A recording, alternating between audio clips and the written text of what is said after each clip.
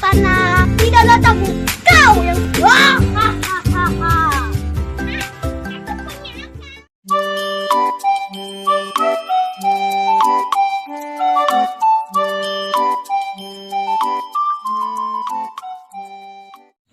Assalamualaikum warahmatullahi wabarakatuh. Perkenalkan, nama saya Muhammad Raja Maulana.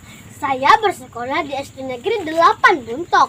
Kali ini saya akan bercerita sebuah cerita rakyat yang berasal dari Provinsi Kalimantan Tengah yang berjudul Legenda Asal Mula Pulau Nusa.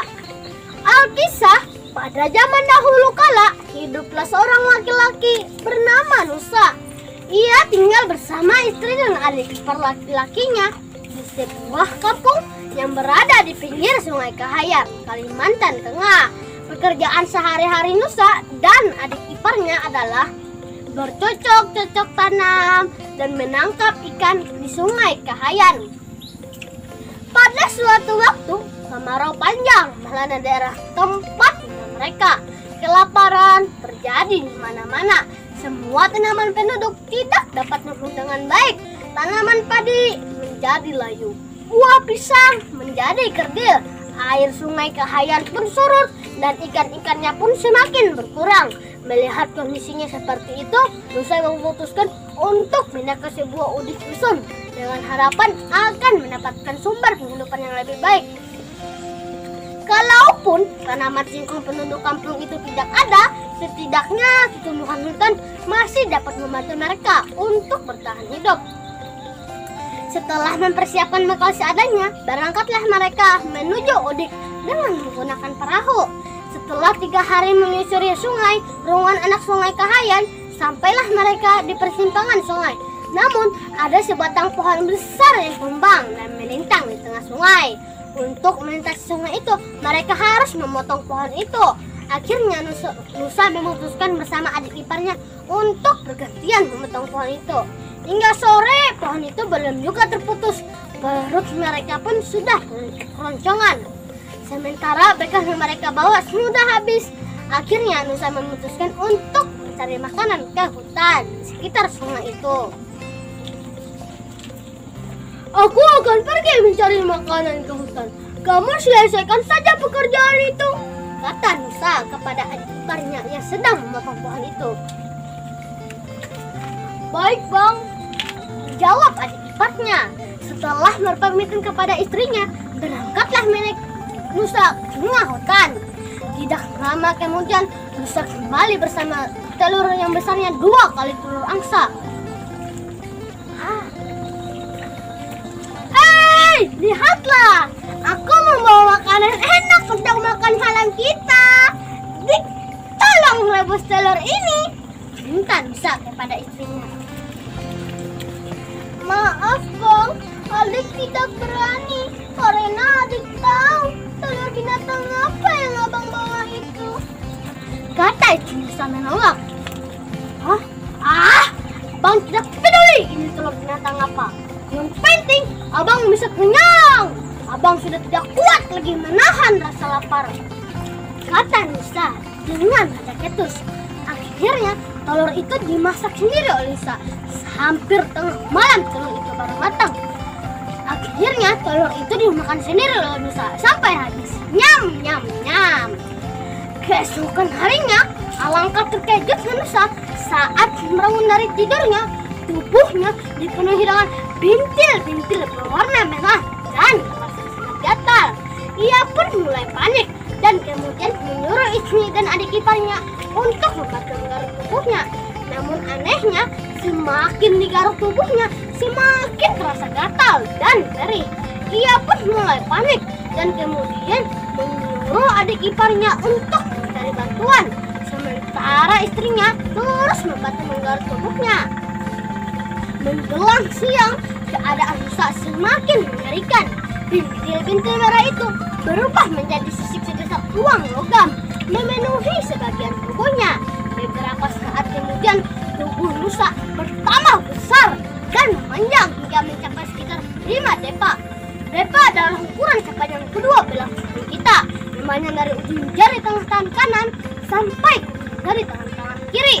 4 hasta kaki sampai kaki tiaknya telah berubah menjadi naga, sedangkan tangan, leher, dan kepalanya masih berwujud manusia. Maafkan abang nih, rupanya telur yang abang makan tadi malam adalah telur naga. Lihatlah tubuh dan kaki abang. Sebentar lagi abang akan menjadi seekor naga. Tapi adik tidak usah sedih, karena ini sudah takdir Tuhan, ujar Musa kepada istrinya. Istrinya hanya terdiam dan bersedih melihat nasib malang yang menimpa suaminya. Air matanya pun tidak terbendung lagi. Tidak lama kemudian adik iparnya kembali bersama 20 orang warga yang siap untuk membantunya. Namun saat melihat tubuh Nusa, mereka tidak dapat berbuat apa-apa karena mereka belum pernah melihat kejadian aneh seperti itu. Akhirnya hampir sehari semalam mereka hanya duduk mengelilingi tubuh Nusa yang tidak berdaya di atas pasir sambil memperhatikan perkembangan selanjutnya. Keesokan harinya, Nusa sudah benar-benar berubah menjadi seekor ular naga. Tubuhnya semakin panjang dan besar. Panjangnya sudah mencapai sekitar 25 depa dan besarnya sudah mencapai sekitar 3 kali kelapa. Menjelang siang, Nusa meminta kepada seluruh warga agar menggulingkan tubuhnya ke sungai. Tolong bantu gulingkan tubuhku ke dalam sungai. Aku tidak kuat lagi menahan teriknya matahari. Lalu warga pun ramai-ramai menaruh tubuhnya ke dalam sungai. Namun beberapa saat berada di dalam air, tiba-tiba Nusa merasa sangat lapar. Aduh, aku lapar sekali. Tolong carikan aku ikan, seru Nusa sambil merasa lapar. Warga pun berpencar mencari ikan di danau atau telaga yang berada di sekitar hutan. Beberapa lama kemudian, warga kembali dengan membawa ikan yang banyak. Dalam sekejap, ikan-ikan itu pun habis dilahapnya. Menjelang senja, Nusa berpesan kepada istrinya, nanti malam akan turun hujan lebat diiringi guntur dan petir. Air sungai ini akan sampaikan kepada warga agar segera meninggalkan tempat ini. Saat sungai banjir, abang akan terus ke Sungai Kahayan dan terus ke Muara. Abang akan tinggal beberapa waktu di sana. Dan abang akan meneruskan perjalanan abang akan pergi ke laut. Di sanalah abang akan tinggal untuk selamanya. Ucap Nusa kepada istrinya sambil menitis air mata. Istrinya pun tidak kuat menahan tangis. Ia benar-benar kehilangan suaminya. Ketika malam sudah larut, apa yang diramalkan Nusa benar-benar terjadi. Suara guntur bergema, diiringi oleh petir yang menyamar-nyamar. Sungai Kahayan sambung. Tidak lama kemudian hujan pun turun dengan lebat. Istri Nusa dan semua warga segera menjauh dari sungai. Mereka dirundungi perasaan cemas dan diselimuti perasaan takut. Berapa lama kemudian air Sungai Kahayan pun meluap. Tubuh Nusa terbawa arus banjir menuju ke Sungai Kahayan. Mereka yang menyaksikan peristiwa itu tidak dapat berbuat apa-apa. Mereka hanya diam terpaku. Mereka hingga tidak dapat lagi menolong Nusa. Setelah air Sungai Rungan surut, para warga kembali ke perkampungan mereka. Istri dan adik ipar Nusa pun mengikuti rombongan itu. Sementara itu, Nusa sudah tiba di muara Sungai Kahayan. Ia menetap di sebuah teluk yang agak dalam. Ia sangat senang karena terdapat banyak jenis ikan yang hidup di lautan sana. Namun, kehadiran Nusa menjadi ancaman bagi kehidupan ikan-ikan tersebut. Oleh karena itu, ikan-ikan tersebut berusaha mencari cara untuk mengusir naga Nusa. Mereka pun berkumpul di sebuah tempat yang tersembunyi.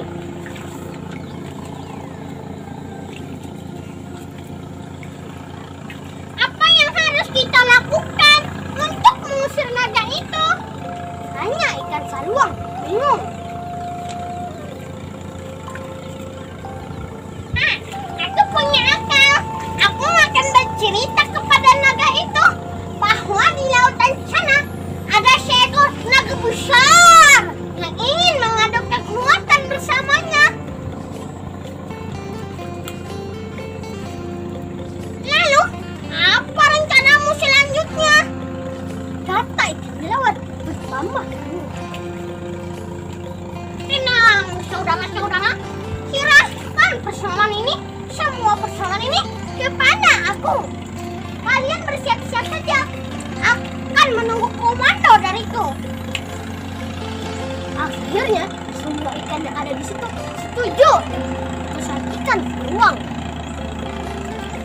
Keesokan harinya, ikan saluang mulai menjalankan rencananya. Dia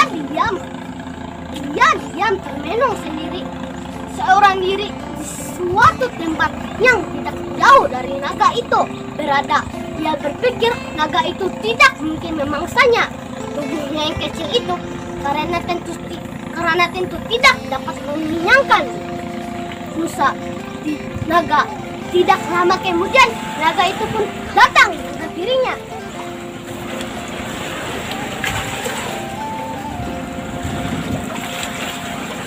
Hei ikan saluang, kenapa kau bersedih? Jawab Nusa. Ingat Tuan Naga, ada sesuatu hal yang membuat kamu bersedih. Apakah itu? Katakanlah. Kata Resak Nusa. Begini Tuan Naga, kemarin Anda bertemu seekor naga besar di lautan sana. Apa katamu? Naga? Apakah dia lebih besar daripada aku? Katakanlah. Iya Tuan Naga, bahkan besarnya hampir sama seperti Tuan Naga. Bahkan ia sudah mengetahui keberadaan Tuan dan ia ingin mengadu kekuatan bersama Tuan. Mendengar cerita ikan saluang, naga Nusa pun naik hitam. Oh, berani sekali naga itu. Besok suruh dia datang ke sini. Kalau dia tidak datang, kau yang akan ditumbalnya. Hahaha. Mamai, Tuan Naga. Ikan saluang pun pergi. Keesokan harinya, naga Nusa pun datang menunggu di tempat itu. Sementara ikan saluang rupanya pergi memanggil naga itu yang ada di lautan sana, melainkan bersembunyi di balik bebatuan bersama teman-temannya sambil memperhatikan gerak-gerik naga Nusa yang sedang mondar-mandir menunggu datang musuhnya. Namun musuhnya yang ditunggu-tunggunya tak kunjung datang. Karena naga yang dimaksudkan ikan saluang itu memang tidak ada. Akhirnya ia pun kelelahan dan tertidur di tempat itu. Ikan saluang pun tidak menyanyiakan kesempatan itu. Pelan-pelan ia mendekati ekor naga Nusa, lalu berteriak dengan keras. Tuanku, musuh datang! Mendengar teriakan itu, naga Nusa menjadi panik. Dengan secepat kilat ia memutar kepalanya ke arah ekornya, sehingga air sungai itu mendesau. Ia mengira suara air yang mendesau itu adalah musuhnya. Tanpa berpikir panjang, ia pun menyerang dan menggigitnya. Namun tanpa disadarinya, ia menggigit ekornya sendiri hingga terputus. Aduh, sakit sekali! Terdengar suara jeritan naga Nusa menahan rasa sakit. Pada saat itulah Raja Saluang segera memerintahkan semua teman-temannya untuk menggorotoli luka Naga Nusa. Naga Nusa pun semakin menjerit dan mengamuk tanpa tempat itu bergetar seolah-olah terjadinya gempa bumi. Namun kejadian itu tidak berlangsung lama. Tenaga Naga Nusa semakin lemah karena kehabisan darah. Beberapa saat kemudian Naga Nusa akhirnya mati. Semua ikan yang ada di dasar Sungai Kahayan berdatangan memakan daging Nusa hingga habis. Hanya kerangkanya yang tersisa. Lama kelamaan kerangka tersebut tertimbun tanah dan ditimbuni pepohonan. Rumputan pepohonan itu kemudian membentuk sebuah pulau yang kini dikenal dengan nama Pulau Nusa. Inilah akhir dari cerita saya. Kalau kata-kata saya yang kasar, mohon dimaafkan ya. Wassalamualaikum warahmatullahi wabarakatuh.